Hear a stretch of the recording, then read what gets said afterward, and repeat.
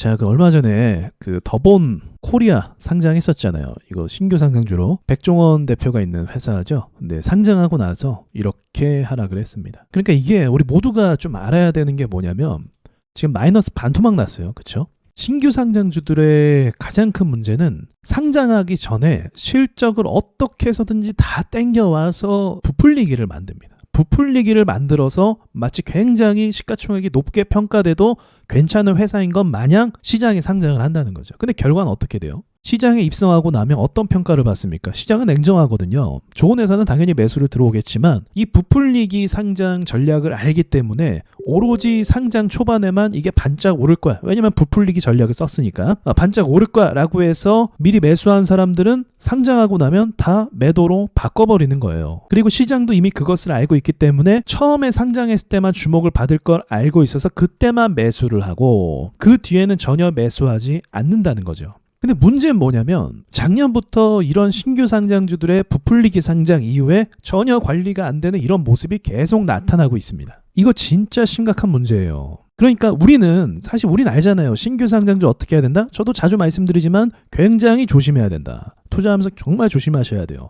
그런데 투자를 잘 모르고 단순히 거래량과 그리고 그 회사가 오르니까 좋다고 판단해서 산 사람들은 어떤 결과를 맞이하고 있냐. 지금 보시는 것처럼 마이너스 50% 반토막 나는 상황이 다 만들어지고 있어요. 빠짐없이. 이 정도 되면 문제가 진짜 있는 거죠, 여러분. 자, 보세요. 작년 하반기에 신규 상장한 종목들 그냥 쭉 한번 볼게요. 차트만 그냥 여러분이 보세요. 이 종목도 엄청난 반토막이 났고 이건 반토막이 아니죠. 마이너스 74%입니다. 이게 말이 됩니까? 이거는요. 마이너스 67%. 전진건설 로봇은 로봇 섹터라서 마이너스 44% 됐다가 올라갔어요. 평범하게 올라간 건 절대 아니죠. 자, 보시는 바와 같이 상장했을 때만 거래가 딱 터져갖고 이 부풀리기 상장 이후에 매도 물량만 남아서 다 팔아버린다. 이게 지금 시장에 상장한 종목들의 현실입니다. 이거 진짜 심각한 문제죠. 정말 많이 다 떨어지고 있죠. 여러분 어떤 일이든지 반복이 되면 의도가 있는 거예요. 그리고 반복이 되면 그리고 피해자가 발생하면 그것을 고쳐 나가야 되는 거예요.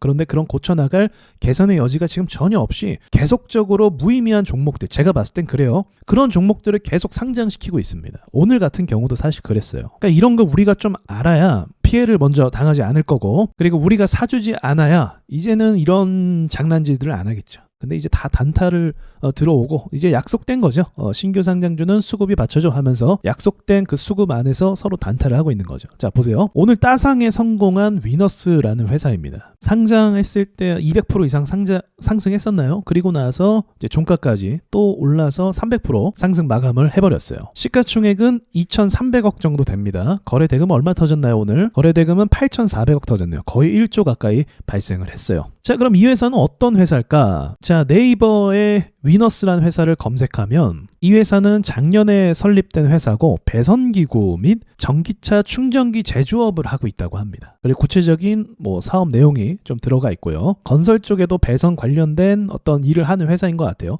자, 그러면 어쨌든 회사의 실적이 또 중요하겠죠. 어느 정도의 매출을 가지고 있냐. 연도별 매출을 보면 이게 좀 충격적이에요. 2021년도부터 지금까지 평균적으로 한 270억 정도의 연매출을 발생시키고 있습니다. 그러니까 흑자 기업이긴 한데 이 정도 규모는 사실 굉장히 적은 수치죠. 영업이익이 200억이 돼야 지금 주당 가격도 납득이 될까 말까예요, 사실은. 지금 시가총액이 적절하다고 볼 수 있어요. 2천억에 영업이익이 1년에 200억 정도 벌어들인다. 괜찮은 거라고 볼 수 있어요. 근데 영업이익이 아니라 총 매출이 이 정도라는 거죠. 이 회사의 미래 가치를 보고 그렇게 투자한 걸 수도 있겠지만 제가 봤을 때 이건 좀 장난질의 냄새가 많이 나더라고요. 사실은 어떻게 보면 매출이 위너스라는 회사보다 더 많이 나오는 회사가 지금 시가총액이 2천억에 미달하는 경우도 굉장히 많아요.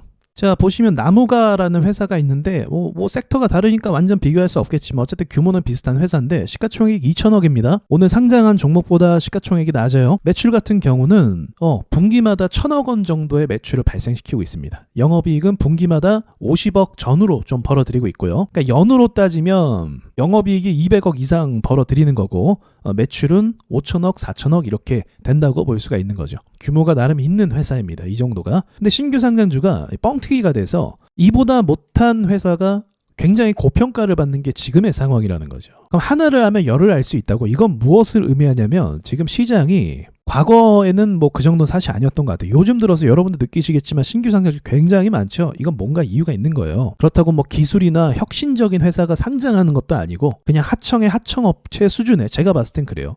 그 정도 수준의 회사가 상장하고 있다. 그래서 이런 상황이 반복된다는 건 어떤 의도성을 가지고 있는 거고, 그리고 사람들이 계속적으로 이런 신규 상장주에 뭘 입고 있습니까? 아니, 올라가면 말도 안 해. 피해를 입고 있는 거죠. 같이 투자할 만한 회사들이 아니에요. 규모가 그렇게 크지 않거든요. 근데 계속 피해를 입고 있는데도 불구하고 이것이 계속 방치되고 있고, 뻥튀기 상장은 여전히 오늘도 발생하고 있고, 또 투자자들은 고점에서 물려서 또 반토막 나고 있고, 이게 계속 반복된다는 거예요. 반복이 되면 과학이라고 하죠. 그리고 사람들이 피해를 계속 입는 거에 대해서도 관심이 없다고 하면 그건 의도가 있는 거죠. 누군가 먼저 뻥튀기 상장하는 데 도움을 주고 있다, 이득을 취하고 있다, 그렇게밖에 볼 수 없습니다. 왜냐면 심사는 결국 사람이 하는 거니까. 그래서 뭐 긴 말할 것도 없죠. 여러분이 조심하셔야 됩니다. 뭐 누가 책임져 주는 거 아니에요. 주식시장은 정말 정글과 같아요. 누가 뭐 어떻게 손실을 입고 정말 큰일이 나도 이 시장은 구제해 주지 않아요. 여러분이 이런 거 알고 피하셔야 돼요. 아시겠죠? 뭐 이미 아실 거라고 생각이 드는데 이게 너무 반복이 되니까 제가 좀 보기 불편하더라고요, 진짜로. 그러니까 제가 아는 시장과 많이 바뀌었어요. 그러니까 불과 한 3년 전만 해도 어떤 평균치와 통계가 있었는데 이때 이후로부터 투자 열풍이 많이 불기 시작하고 그 뒤로부터 시장이 정말 많이 바뀌었습니다. 근데 긍정적으로 바뀐 게 아니고 부정적으로 많이 바뀌었어요. 개미털기도 너무 심해졌고, 오로지 이런 신규 상장이 들어오면 단타 물량만 막 들어오니까 순간적으로 100억이 터지기도 하고 뭐 그런 상황이 만들어지고 있다. 그래서 시장에 대해서 쓴소리를 한번 했습니다. 이 얘기 한번 하고 마칠까요? 더본코리아 얘기가 나와서. 여러분 진짜 웃기지 않습니까? 백종원 대표가 여기 상장하기 전까지는 뭐 흑백요리사하고 뭐 이제 뭐 지역 경제를 살린다고 어떤 시장을 조성하고, 쉽게 말하면 이미지가 굉장히 좋았어요. 그쵸? 정말 좋았어요. 백종원 씨 하면 많은 사람들이 좋아하고 호응하고 그랬단 말이죠. 근데 지금 이미지 어때요? 순식간에 나락갔죠. 불과 몇 개월 만이야. 한 3개월 만에 갑자기 뭐 그 햄 가격 논란 때문에 뭐 문제가, 근데 제가 봤을 때 그거 별일 아니거든요, 사실은. 물론 이제 그런 가격을 표기하는 데 있어서 대표가 직접 개입할 수도 있지만 그 정도는 그냥 직원들이 하는 걸 수도 있거든요, 사실은. 그러니까 마케팅 차원에서 뭐 그런 거 많이 있잖아요. 우리 마트에서도 가면 세일이라고 하는데 막상 들어가면 아닌 거, 그런 경우 많이 있잖아요. 우리 그런 거 가지고 뭐 낚였다 뭐 이렇게 합니까? 그냥 그러느니 하고 넘어가잖아. 상술이구나 하고 넘어가잖아요. 그냥 넘어가도 될 걸 굉장히 확대 해석해서 어떻게 됩니까? 주식을 박살내는데 일조하고 있다니까요. 그게 참 웃긴 거예요. 그래서 이거 상장했을 때 제가 한번 그 말씀 드렸던 거 기억나세요?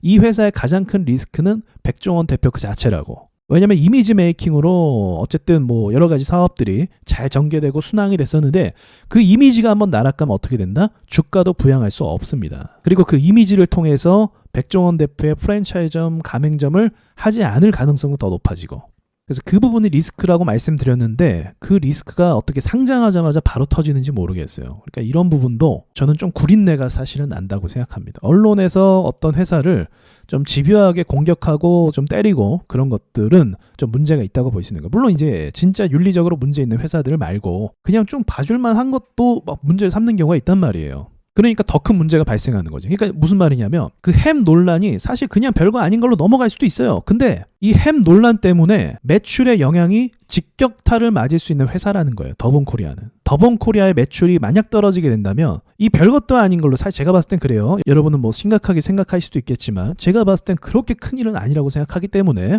그러니까 언론에서 이거를 확대해서 막 보여주면 안 좋게 보이는 거죠. 사고 싶어도 안 사게 되게 되는 거죠. 어떤 사람은 그냥 좋은 마음이 있어서 백종원 대표가 만든 스팸 나도 먹어볼까 하면서 그냥 비싸도 살 수 있어요. 그쵸? 팬심에 의해서 그런 경우가 있잖아요. 그 사람이 좋아서. 그쵸? 근데 언론에서 그렇게 얘기하면 어떻게 돼요? 뭐야 안 좋은 거야 하면서 안 산단 말이죠. 그러면서 계속적인 안 좋은 후속 기사를 계속 보내기도 하고. 이게 무서운 거예요. 언론이 진짜 무서운 거예요. 언론이. 자, 이거는 뭐 주관적인 제 견해인데 어쨌든 뭐 상장하고 나면 이런 일들이 많이 발생을 합니다. 여기까지 말씀드리고 마칠게요.